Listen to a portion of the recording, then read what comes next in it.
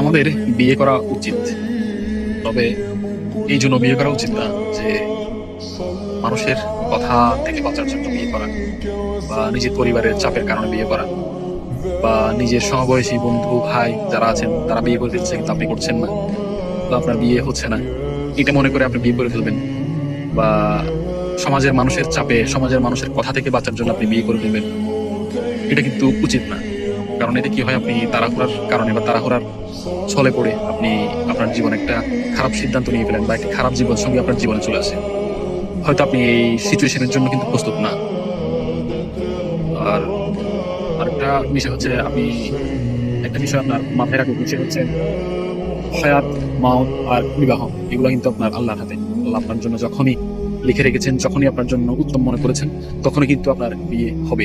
সুতরাং আপনাকে আশেপাশের মানুষের চাপে কখনো বিয়ে করা উচিত না।